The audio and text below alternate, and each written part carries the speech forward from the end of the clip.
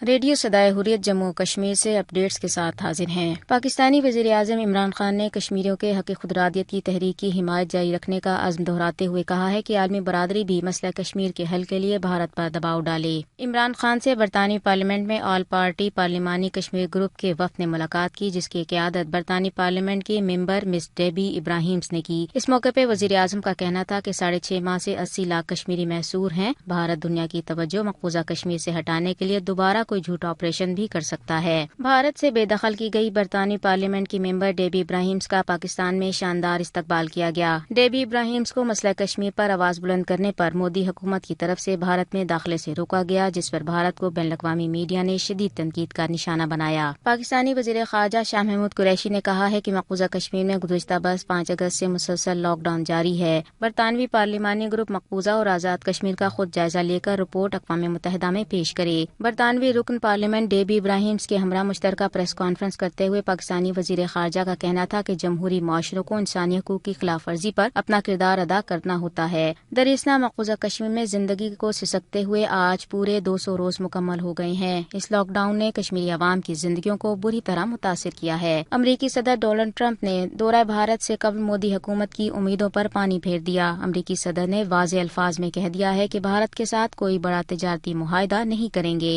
Updates खत्म हुए।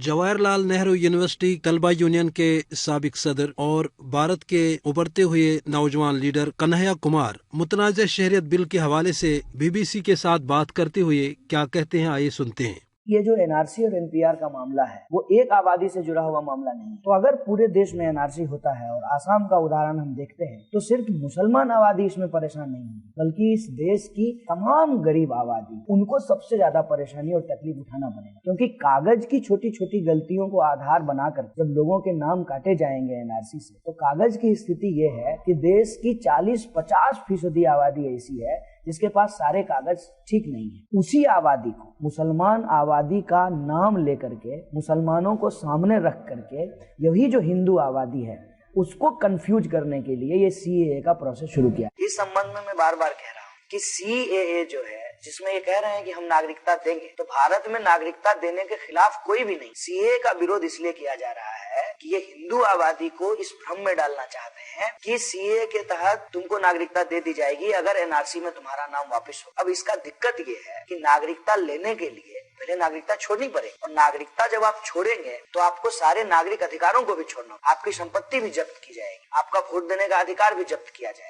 ये बात जब हिंदू आबादी के बीच में पहुंचनी शुरू होगी, 1 इंच तो क्या, मैं कहता हूँ कि ये पूरी जमीन इनको छोड़नी पड़ेगी। और